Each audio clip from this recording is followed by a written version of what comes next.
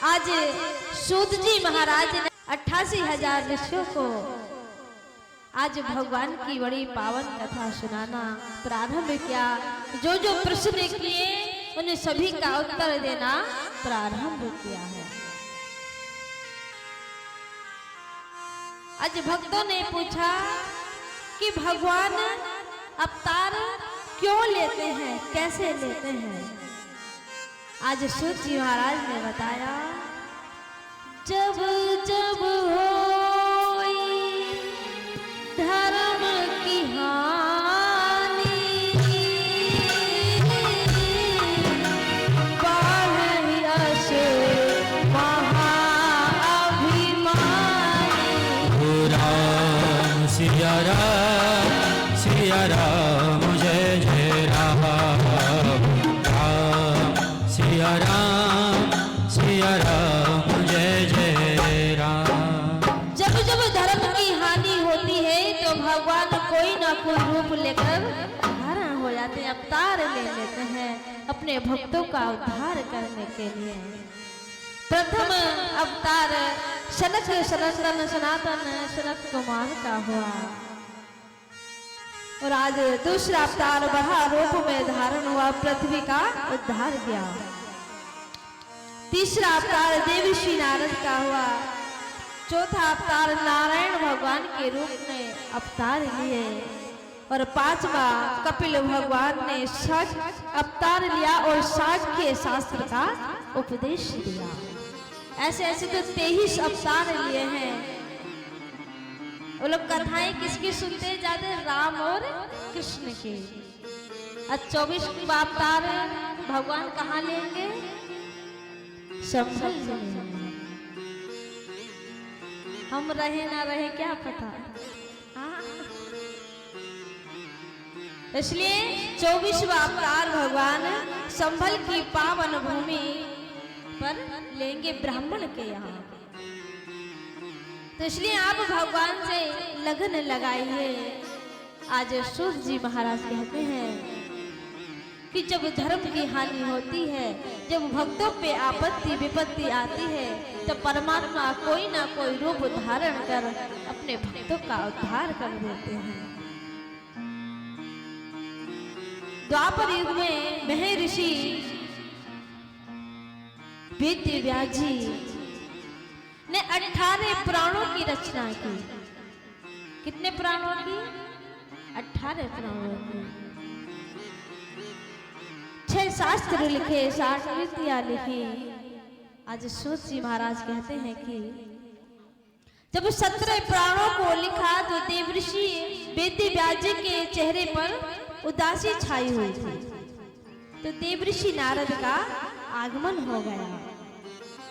देवर्षि नारद ने कहा कि इतने सारे ग्रंथ लिखे, आप तो संत हैं, आपके चेहरे पे उदासी क्यों है? आज वेदव्यास जी ने कहा कि मैंने सभी की लीला लिखी, परंतु मेरे मन को संतुष्टि नहीं रही। आपने भी देखा होगा, कोई कार्य आप करते हैं, कभी कभी मन को शांति नहीं मिलती कि मैंने कार्य किया परंतु मन शांत नहीं हुआ। वैसे ही वेदव्यास जी ने कहा कि मेरा मन अशांत है। देवर्षि नारद ने कहा, क्या आपने राम कृष्ण की लीलाएं लिखी हैं? वेदव्यास जी ने कहा, ये तो मैंने नहीं लिखी। देवर्षि नारद ने कहा कि जब तक आप राम कृष्ण की लीलाओं को नहीं लिखोगे तब तक आनंद आने वाला नहीं है। आपने देखा होगा, सब्जी में मिर्च मसाले ना डालें तो स्वाद नहीं आएगा। ठीक उसी प्रकार जब तक राम कृष्ण की लीला नहीं लिखी जाएगी तब तक मन को शांति नहीं मिलेगी।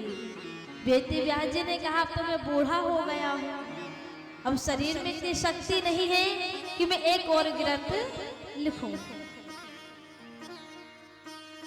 आज देवर्षि नारद ने अपने पूर्व जन्म की कथा सुनाई कि आप भगवान की शरण में एक बार आ जाइए, बड़े से बड़े कार्य हो जाते हैं।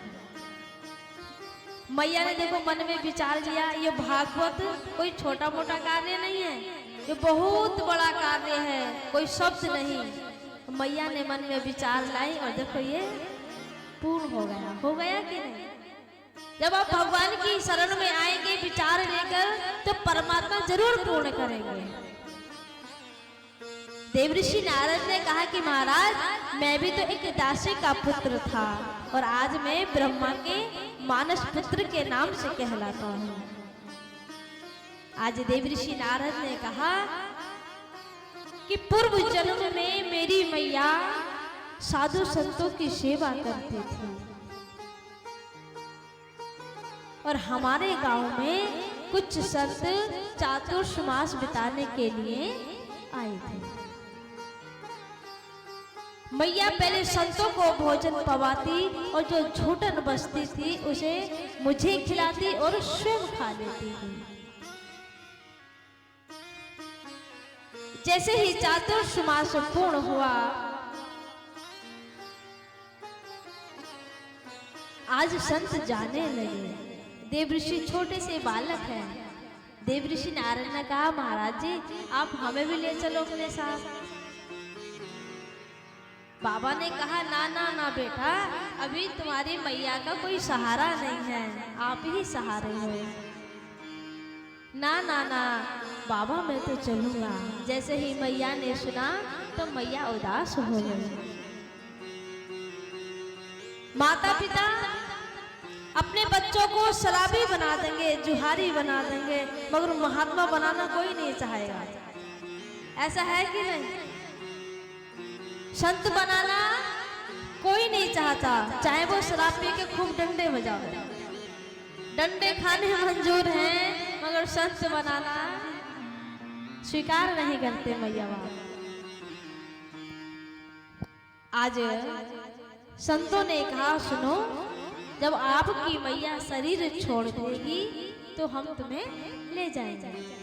छोटे से बच्चे हैं, बालक बुद्धि तो आप जानते हैं। अब देवऋषि नारद मन में विचार करते हैं राम मेरी मैया आज ही शरीर छोड़ दे तो मैं संत के साथ चला जाऊंगा। समय बड़ा बलवान होता है, समय ना जाने क्या क्या करा दे। आज सायंकालीन है, मैया गौशाला से दूध निकालने के लिए गई और माँ के पैर के नीचे एक सर्प आ गया और उस सर्प ने काट लिया और मैया ने शरीर छोड़ दिया। आज देवऋषि नारद बालक हैं, रो रहे हैं कि एक ही सहारा था जीवन का, आज वह सहारा भी छोड़ के चला गया। आज आंखों से आंसू निकल रहे हैं, एक आंख से गर्म आंसू निकल रहे हैं और एक आंख से ठंडे आंसू निकल रहे हैं। आज उन्हें खुशी भी है और गम भी है। खुशी इस बात की है कि मैया नहीं है तो मैं संतों के साथ चला जाऊंगा। गम इस बात का है कि मेरा एक ही सहारा था, आज वो ही सहारा छोड़कर चला गया। आपके भी हो तो होगा, कभी कभी आंखों से ठंडे ठंडे आंसू निकलते हैं और कभी कभी गर्म आंसू निकलते हैं।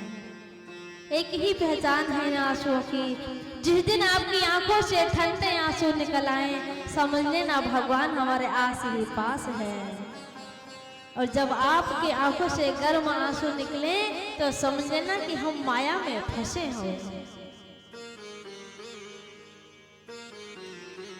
जब संत मिलन हो जाए तब इतना समझ लेना कि हरि से मिलन होगा। जब जब संतों से मिलना हो जाए तब तब गुरुओं से मिलना हो जाए तो समझ लेना हमें भगवान की प्राप्ति होने वाली है।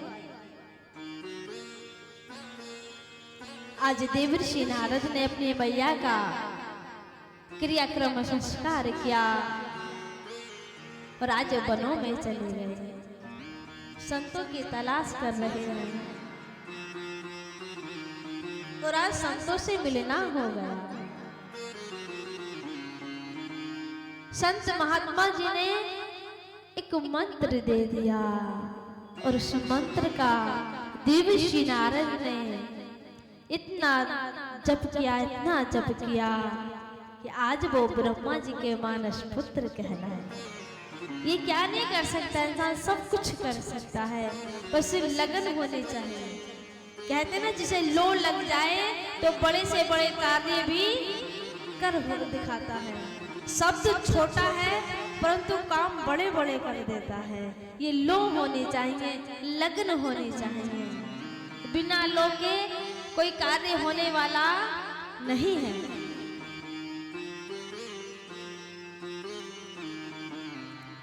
आज देवर्षि नारद ने कहा कि आप भगवान कृष्ण राम जी की लीलाओं को लिखो। आज वेद व्यास जी ने जैसे ही भगवान का ध्यान लगाया, आज उनके शरीर में एक शक्ति प्रकट हुई और उन्होंने श्रीमद् भागवत कथा लिख दी। बोली श्रीमद् भागवत महापुराण की जय हो। पहले वेद व्यास जी ने भागवत महापुराण लिखा था, नाम इसका भागवत महापुराण। आज इस ग्रंथ को लेकर लक्ष्मी नारायण भगवान के पास गए, कहा प्रभु देखो मैंने ये ग्रंथ लिखा है, नाम अच्छा रखा है कि नहीं। नारायण भगवान ने कहा भगवान, पीछे लक्ष्मी जी ठाड़ी थी। भगवान ने कहा क्यों हमारे घर में कलेश करवा रहे हो भैया, हमारे घर में शांति है, अशांति क्यों फैला रहे हो। हमारा ही हमारा नाम लिखा है, लक्ष्मी जी का और लिख देते, क्योंकि धर्मपत्नी का नाम ना हो तो ये ज्वालामुखी बन जाती है। बोलना पड़ेगा भैया। तो वेद व्यास जी ने श्री लगा दिया, श्री माने लक्ष्मी, श्रीमद् भागवत महापुराण। और जब भगवान वेद व्यास जी ने श्रीमद् भागवत कथा को लिखा, वेद व्यास जी के कोई संतान नहीं थी। उन्होंने सोचा कि मैंने संसार के कल्याण के लिए ये ग्रंथ लिखा है, भगवान की कथा लिखी है, अब मैं इसे किसे दूं। जब भक्त भगवान की शरण में आ जाता है तो भगवान भी कोई न कोई भूमिका बनाकर उसका मनोरथ पूर्ण करा देते हैं। आज मेरी राधा रानी ने वेद व्यास जी पे बड़ी अनन्य कृपा की। आज गोलोक में राधा रानी रहती हैं और उनके पास सुख नाम का तोता रहता है। बरसात